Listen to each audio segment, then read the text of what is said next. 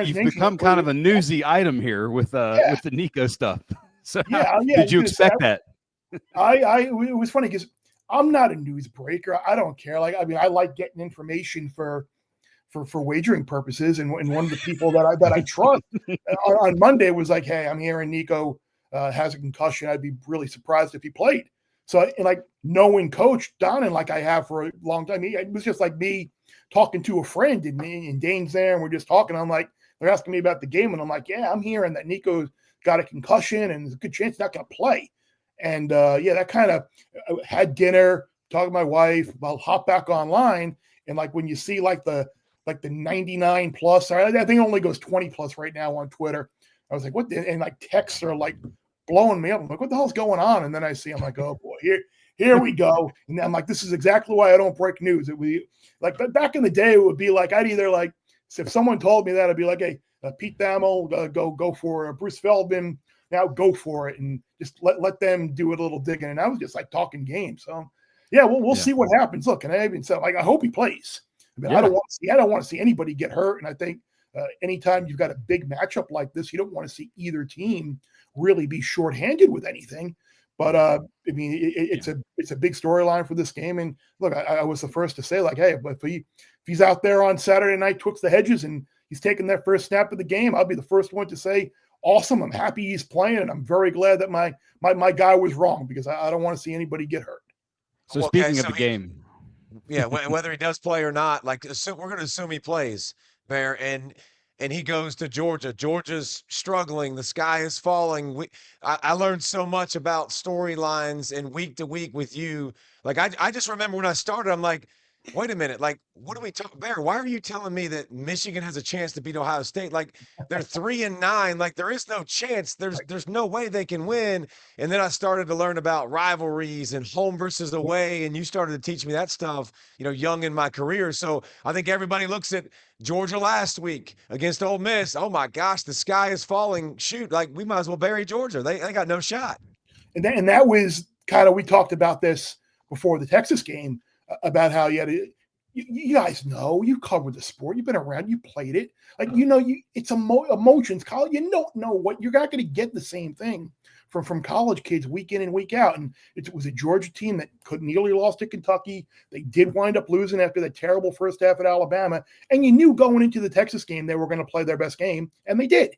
And I think that's the frustrating part, is that that's the Georgia we all have known to come and expect in big games. And then to go out last week, and you and I kind of felt, we talked earlier in the week, and I literally texted you and said, I got a bad feeling about this week. And you kind of co-signed on my fears, but I would expect to see an effort similar to what we saw against Texas. I think they'll come out at home. Look, they're a double-digit favorite for a reason in this game, with or without Nico at quarterback for Tennessee.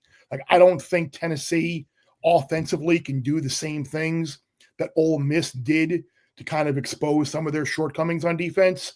I heard you guys talking about Tennessee's defensive line, but I think there are potentially some plays to be made in the passing. And there were plays to be made in the passing game last week against Ole Miss that Georgia just dropped a ton of balls. So I would expect probably more of regardless of who plays quarterback for Tennessee, I don't know if they're going to be able to move the ball up and down the field and score a ton of points. And at the same time, I don't know if Georgia is going to be able to move the ball up and down the field at the same time, with the problems they had at playmaker, the problems they've had on the offensive line.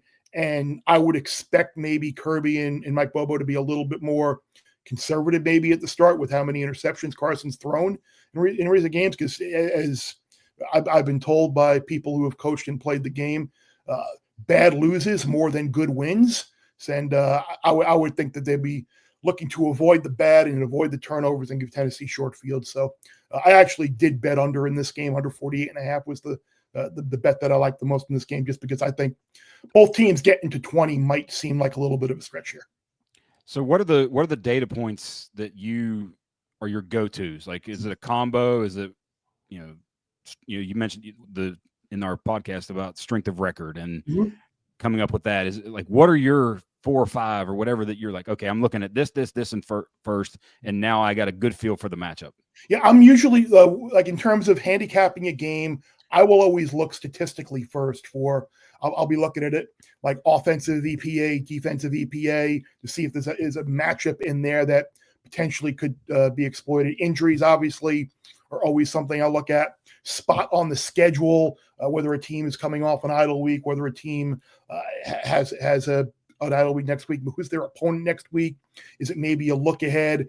Some of the intangibles with motivation, head coach history, I think matters in this sport as well. But I think those are kind of the things that I'm really looking at for individual matchups. But you mentioned like the strength of record, strength of schedule. Those are things that I do like looking at when we're comparing teams come college football playoff ranking time, because I think what the committee did this week was essentially just line them up by losses, and that doesn't do anybody any good.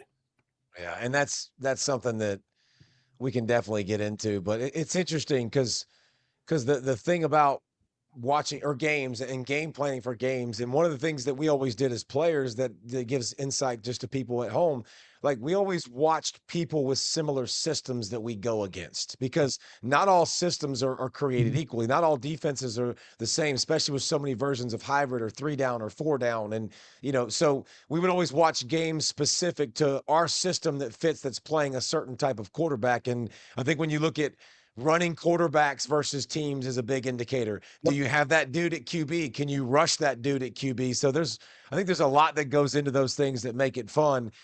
A potential upset this week. Do you see this? I think this could be an upset. I think there's a lot of things that would have to go right, but I feel like Texas and Arkansas is a spot. And I say that because when I've seen Taylon Green healthy, he brings that dynamic. He's really dead. Like, listen, he got rolled up on against an Ole Miss, and that changed the game, and it was over. Like, it was a wrap. But when he's healthy, and now he's had another extra week, what do you think about Arkansas, Texas? That I think is a tricky game for Texas here, because I think Texas now playing with the pressure of that number 3 ranking, and obviously they got A&M coming up. I think everyone's just kind of giving them this game against Texas, but I think, or against Arkansas rather, but you hit on it. Like, anytime your pride has to be hurt if you're an Arkansas player and you allowed 63 to Ole Miss last time you set foot on the field. You've had an off week to think about it. Clearly, you can go out and you can beat a good team. You've beaten Tennessee. You nearly beat A&M.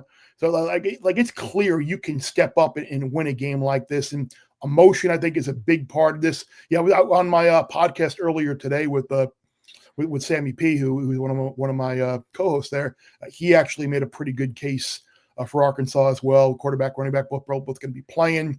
So I would not be opposed to that as a potential upset